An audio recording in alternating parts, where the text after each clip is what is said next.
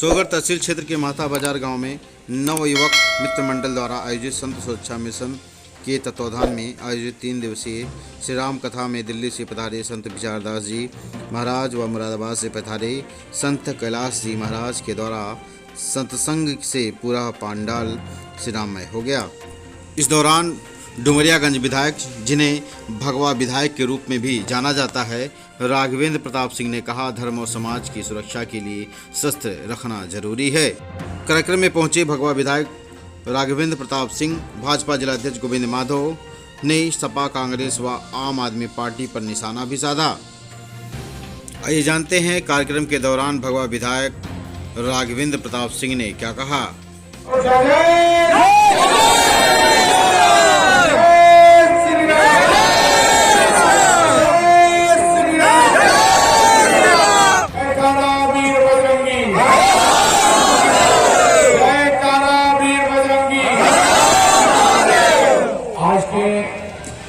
इस महालक्ष्मी पूजन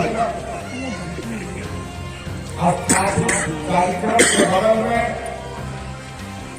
राम कथा के शुभारंभ अवसर पर दिल्ली और मुरादाबाद से आए पूज्य संतगण हमारे इस कार्यक्रम में उपस्थित हमारे भाजपा के जिला यशस्वी जिलाध्यक्ष श्री गोविंद माधव जी, भारापुर ब्लॉक प्रमुख श्री लौकी सरला जी, कार्यक्रम में जिनकी महत्वपूर्ण भूमिका आयोजक श्री जितेंद्र गोस्वामी जी, श्री महेश निगम जी,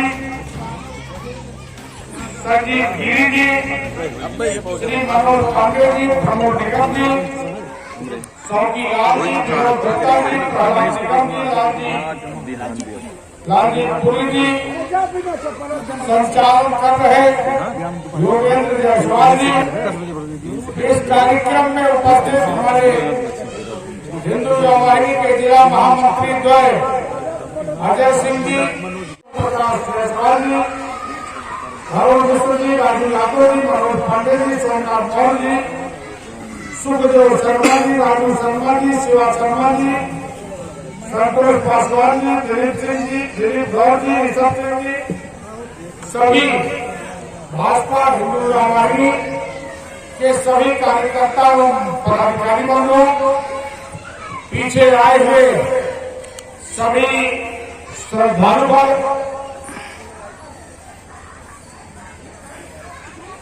हम लोग बहुत सालों से राम कथा के कार्यक्रम में मां जगदम्बा जगदम्बा की आराधना में जब मूर्तियां स्थापित की जाती है, ऐसे कार्यक्रम में हनुमान जयंती पर, गणेश चतुर्थी पर या अन्य धार्मिक कार्यक्रमों में जाते रहे, लेकिन आज के 5 साल 4.5 साल पहले जो स्थितियां थी उससे आज भिन्न है। बहुत सारे गांवों में भय का वातावरण हुआ करता था कि पता नहीं माइक लगेगा कि नहीं लगेगा, माइक पे हम बोलेंगे तो कौन आके रोक देगा। लेकिन आज परिवर्तन जो 4.5 साल में दिख रहा है, ये 70 साल के सपनों का परिणाम है कि आज 4.5 साल में ये सारा परिवर्तन दिख रहा है। परिवर्तन है कि आज हर वर्ष 1 लाख दीपक अयोध्या में दीपावली के 1 दिन पहले बढ़ते हुए दिख रहे हैं। दुनिया के तमाम मंचन करने वाले रामलीला के कलाकार, वो इंडोनेशिया के हो, श्रीलंका के हो, आज अयोध्या नगरी में आकर के रामलीला का मंचन कार्यक्रम कर रहे हैं।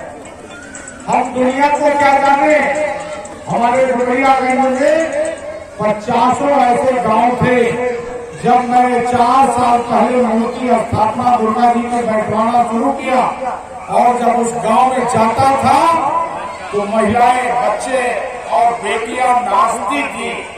मैं पूछता था कि भाई खुशी क्या तो उस गांव के लोग कहते थे कि अब राम राज आ गया।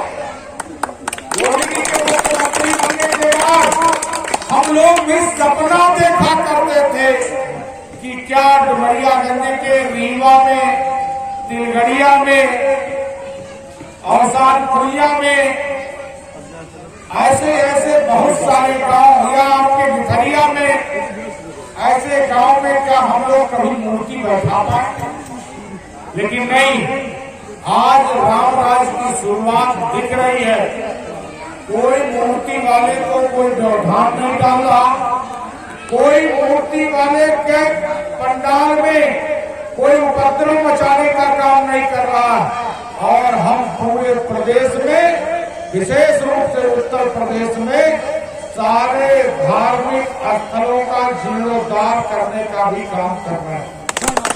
एक समय था यही अखिलेश यादव के अब्बू मुलायम सिंह यादव गोली चलवाया करते थे, कार सेवकों की हत्या करवाया करते थे।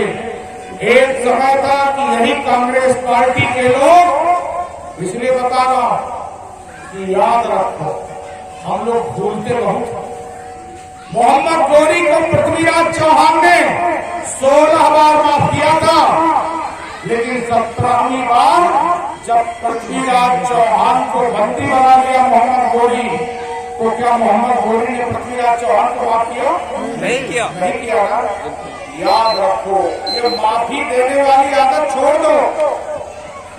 जिस दिन हिंदू समाज माफ करने वाली आदत छोड़ देगा, अपनों पे दया करना सीखो। हम अपनों पे तो दया नहीं करते, दूसरों पे हम करने की सोचते हैं। अपनों पे दया करना सीखोगे और दूसरे की याद हमेशा अपने दिल में रखोगे तो सुरक्षित रहोगे। अन्यथा अफगानिस्तान, पाकिस्तान को देखो ना, वहां का मुसलमान ही सुरक्षित नहीं है, हिंदू की बहू बेटी भी नहीं बची, कोई वहां पे लोग सुरक्षित नहीं बची। पूरी दुनिया में अगर मुसलमान सबसे ज्यादा कहीं खुश है तो भारतवर्ष के अंदर खुशहाल है, कहीं खुश नहीं है, भारत में खुशहाल है। लेकिन पाकिस्तान जीतेगा तो भारत में पाकिस्तान जिंदाबाद के नारे लगाए जाएंगे। अरे भाई, पाकिस्तान की नहीं खा रहे हो, जाते समय भी हमारा 20 स्क्वायर फीट जमीन लेके चले जा रहे हो। भारत की खाते हो, भारत की गाओ। अब ये उत्तर प्रदेश है और देश में अगर मोदी है तो प्रदेश में योगी है, और उत्तर प्रदेश में अगर नारा लगाओगे पाकिस्तान का तो कफन और दफन की जरूरत नहीं पड़ेगी, इसी मिट्टी में 20 फीट नीचे कर दिया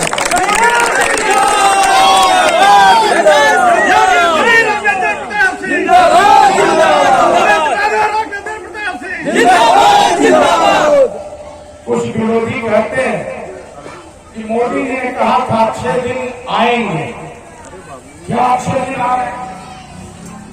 मैंने कहा इससे अच्छे दिन क्या हो सकते हैं कि टीपू के अब्बू मुलायम गोली चलवाते थे।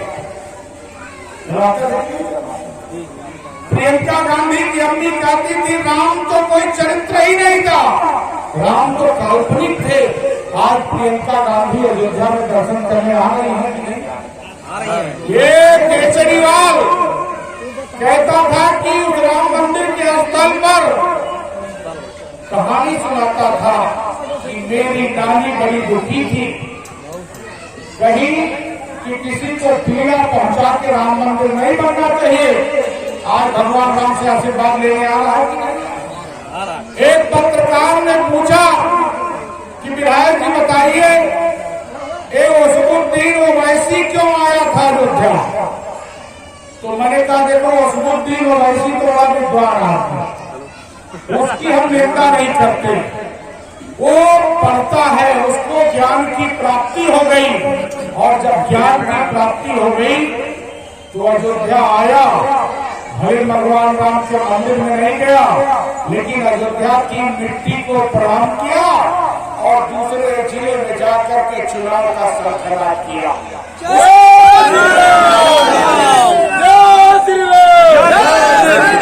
उसको मालूम हो गया कि भगवान राम ही हमारे असली पूर्वज थे। धीरे धीरे धीरे इन सारे विरोधियों को ज्ञान की प्राप्ति होती जा रही। हो रही है नहीं हो रही? अब देखना, परसों जब हमारे मुख्यमंत्री जी बोल रहे थे तो बता रहे थे ना कि जब कृष्ण मंदिर आएगा नाम, अब योगी मोदी आने से इतना तो परिवर्तन हो गया कि सब भगवान का दर्शन करने जाना शुरू कर दिए। नहीं तो राम का नाम नहीं लेते थे। ये गर्व की बात है कि कल केदारनाथ की धरती पे कोई देश का प्रधानमंत्री बनने के बाद चौथी बार कभी आपने किसी प्रधानमंत्री को तिलक लगाते हुए देखा? लेकिन बड़ा सा रुद्राक्ष माला 7 साल में 7 बार से ज्यादा, चाहे पशुपतिनाथ जाते हो चाहे मंदिरों पे जाते हो, ये त्रिपुंडधारी तिलक और भगवा वस्त्र, ये सपना था। नहीं सपना था। हम लोग भी सोचे नहीं होंगे कि इस देश का नेता भी कभी कहीं ऐसा मिलेगा। ये सपना हमारा पूरा होते हुए दिख रहा है। संजोग नहीं है, ये आपके पूर्वजों की कमाई है कि ये मोदी और योगी के युग में दिखाई दे रहा है। नहीं तो सोचा भी नहीं जा सकता था। जब राम का नाम नहीं, मंदिर में जाना नहीं, अब तो बेचारे सब मंदिर जा रहे हैं। अरे धन्यवाद दो मोदी योगी को, अच्छे दिन शुरू हो गए।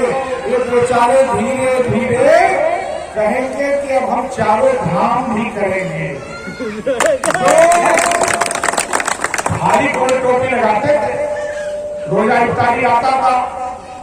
हमारे यहाँ डुमरियागंज में तो राम मोहन हो या श्याम मोहन, रामलाल हो या श्यामलाल हो, घनश्याम हो या बजरंगी हो, जब रोजा इफ्तारी आता था तो आधा आधा करके गोल टोपी सिला दिया करते थे। कहते थे आज मुमताज के यहाँ जाना है, कल सलमान के यहाँ जाना है, मसूल्ला भाई के यहाँ जाना है, सलमान खान के यहाँ जाना है, या सलमान मियाँ के यहाँ जाना है, या कमाल मियाँ के यहाँ जाना है, या तौफीक मियाँ के यहाँ जाना है। गोल टोपी सफेद रंग की तैयार हो जाना करती थी। लेकिन आज हमारे डोरियागंज के सारे चौराहे कवर कर लिए जाते। वो केला सेब और क्या क्या रोजा इफ्तारी में आप लोगों में से कोई जाता रहा होगा क्या? नहीं जाते, नहीं जाते। अभी परिवर्तन हो गया। ये सारे लोग तैयार हुआ करते थे। ब्लॉक का कैंपस, थाना का कैंपस, तहसील का कैंपस, नगर पंचायत का कैंपस, पूरी सड़क आदि घेर लिया करते थे। मैंने कहा भैया देखो, योगी जो मुख्यमंत्री है, मैं विधायक हूँ, मेरे साथ बहुत डोरियागंज के लोग आए। सड़क वड़क पर कहीं रोजा इफ्तारी मत करना, तहसील में भी मत करना, ब्लॉक में भी मत करना, नगर पंचायत में भी मत करना, और रोड पे तो करना भी मत। इसलिए कि जितने दिन रोजा इफ्तारी होगी उतने दिन 100 बेहया का डंडा में डॉक्टरों में कटवा के रखता। अगर कहीं सरकारी जमीन पे रोजा इफ्तारी किए तो बेहया के डंडा का पूरा सदुपयोग होगा। आज कहीं नहीं होता ही नहीं। मैं नहीं जानता कोई रामलाल श्यामलाल घनश्याम कहीं दिखता ही नहीं रोजा इफ्तारी करते हैं। बंद कराया, हर क्षेत्र में बंद हुआ, कहीं कम हुआ होगा, कहीं ज्यादा हुआ, लेकिन बंद हुआ कि नहीं हुआ? अरे भाई, भारत के रहते हो, छोटे भाई बन के रहो। जिस दिन बड़ा भाई बनने का प्रयास करोगे उस दिन हमारा तुम्हारा संबंध बिगड़ जाएगा। छोटे हो, छोटे की तरह रहो।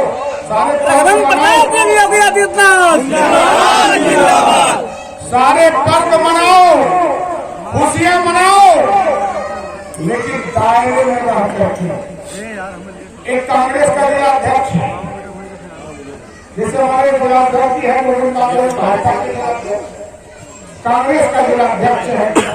काजी सुहेल राय बम्बई में मीटिंग कर रहा था कि डुमरियागंज के विधायक की है, मस्जिद से जब अजान की आवाज आती है तो गाड़ी लगवा के माइक उतरवा देते और इनको हटाना है, पैसा जुटाना है, वोट देने के लिए बम्बई से डुमरियागंज जाना है, ये सारी प्लानिंग कर रहे हैं। मैंने कहा भाई देखो मैं तो किसी का माइक नहीं हटा था, एक माइक लगाओ और समय से बजाओ। तुम्हारा समय है तो मेरे मंदिर का भी तो भजन का समय है और तुम अपना काम करो, हम अपना काम करो, किसी को डिस्टर्ब मत करो। ये पाकिस्तान और बांग्लादेश नहीं, इसीलिए तो मैंने डुमरियागंज में लोग कहते थे मिनी पाकिस्तान है, मैं जगह जगह भगवत को भगवान इसीलिए बनाया।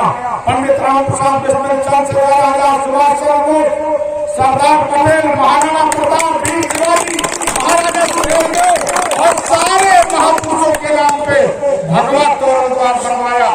अल्लाह ने भी बनवा दिया। कांग्रेस के नेता भी थे, उन्होंने मोहम्मद अली के नाम से द्वार बनवाया, तो मैंने कहा सामने बजरंगबली के मूर्ति के साथ द्वार बनेगा। राघवेंद्र प्रताप सिंह क्रिया की प्रतिक्रिया तो होनी ही होनी। एक चीज याद रखो कि लक्ष्मी जी की मूर्ति है, जरा देखो आप लोग, कोई हथियार है उनके पास? नहीं होगा। कोई है? क्या है?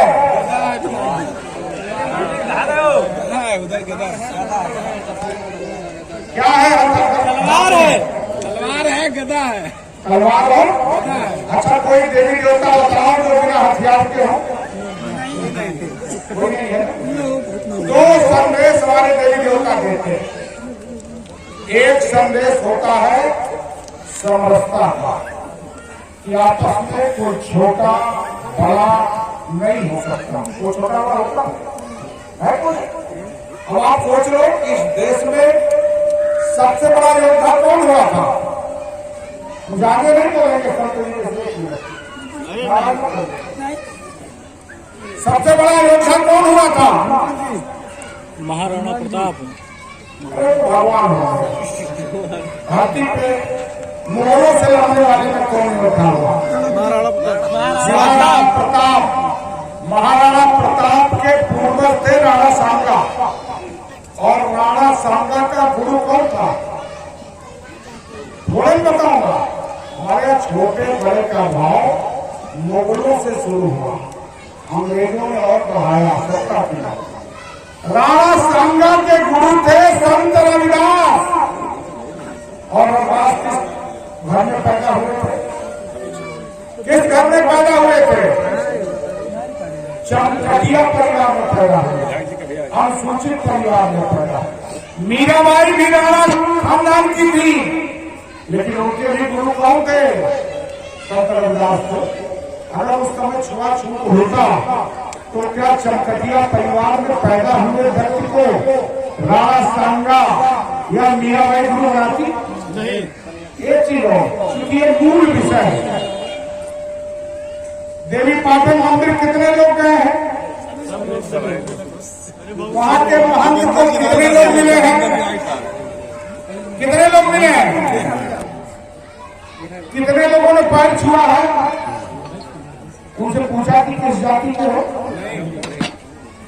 वो भी तो अनुसूचित जाति के हैं, किसी ने पूछा तो जब संत हो गया तो आगे संत के भेष में हमारे दोस्त लोग बैठे हैं, तो हमारे लिए हमेशा पूर्णी, हम लोग को जरूरत थोड़ी है किस परिवार में पड़ रहा है।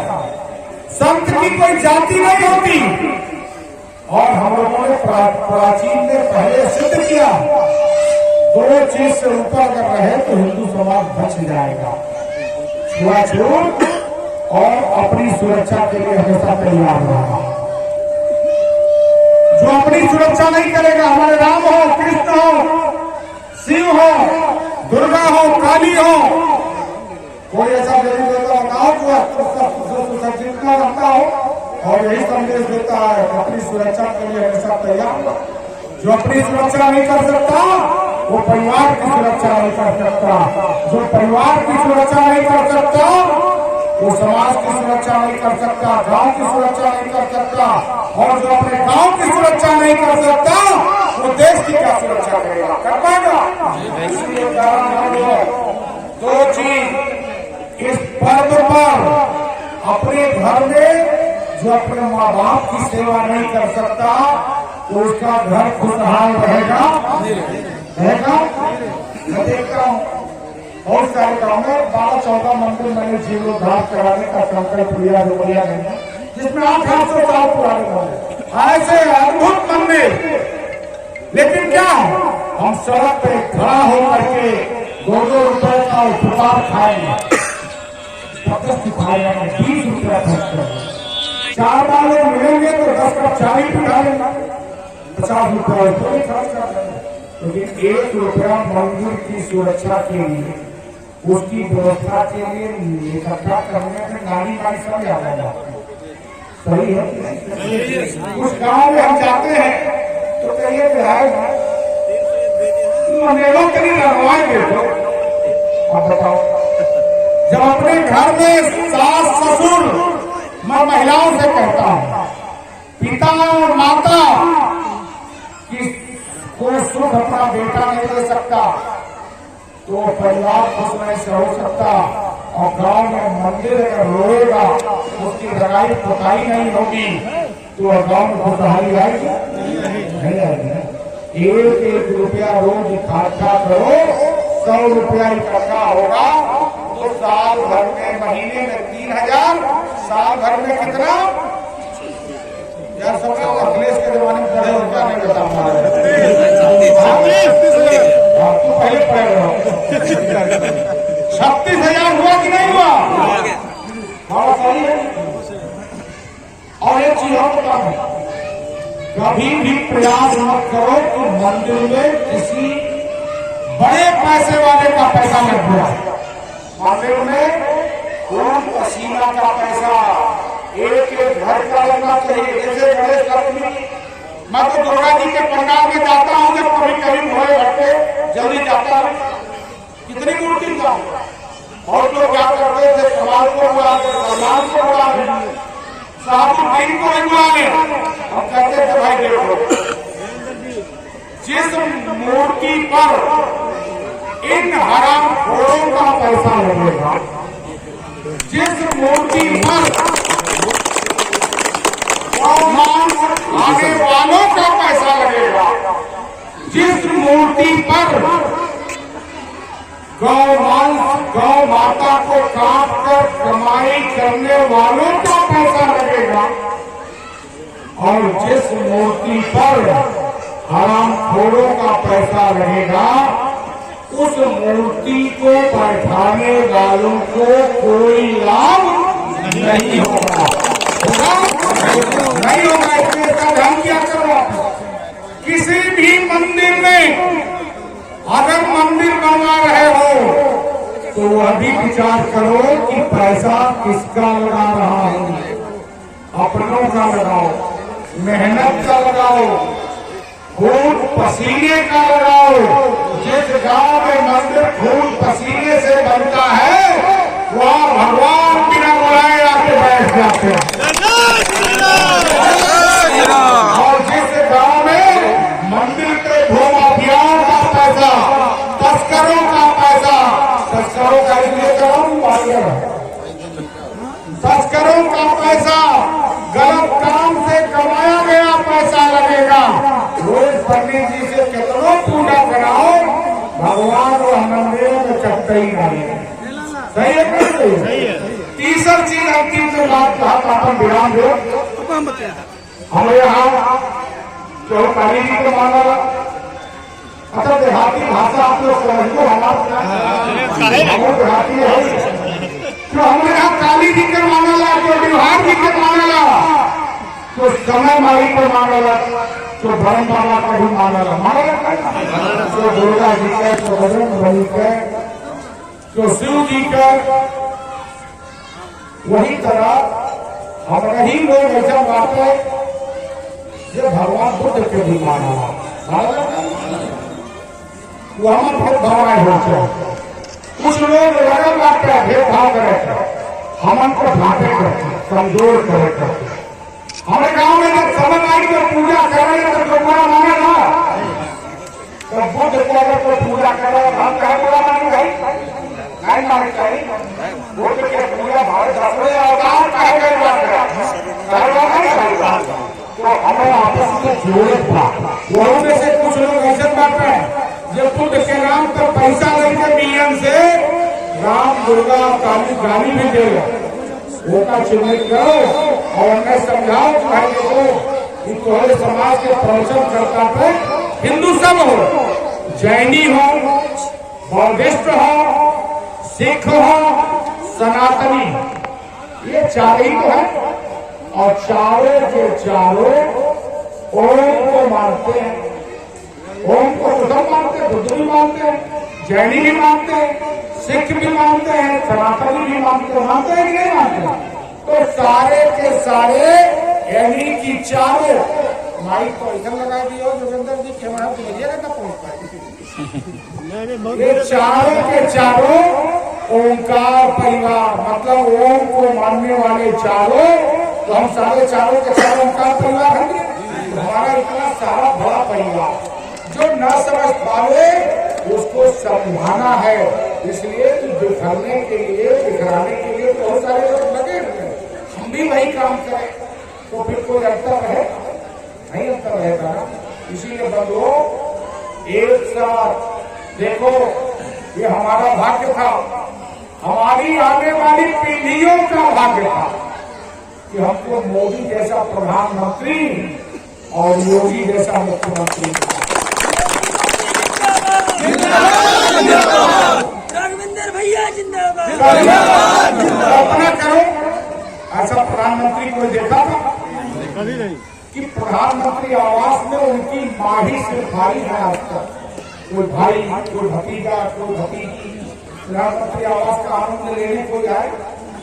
ऐसा कोई मुख्यमंत्री मिला जिसकी बहन मंदिर के सामने बोरा बिछा करके फूल बेचती हो, उसका बहनोई उसी मंदिर के सामने लकड़ी की गिनती में चाय बेचता। अपने सालों को रिश्तेदार सब बगला वाले। ये हम लोगों के सौभाग्य की बात है कि दोनों इस देश को बचाने के लिए 70 साल हमने खो दिया। आजादी तो हमें अब मिलती हुई दिख रही है। इसीलिए समझो अब बहुत लोग गुमराह करने वाले हैं। मोदी को देखो, आवत शिकार करना है तो आंख देखनी चाहिए। सिर्फ दिल्ली में मोदी को देखो और प्रदेश को योगी को देखो, नीचे कौन आता है इसको देखने की कहीं जरूरत नहीं है। हो जगह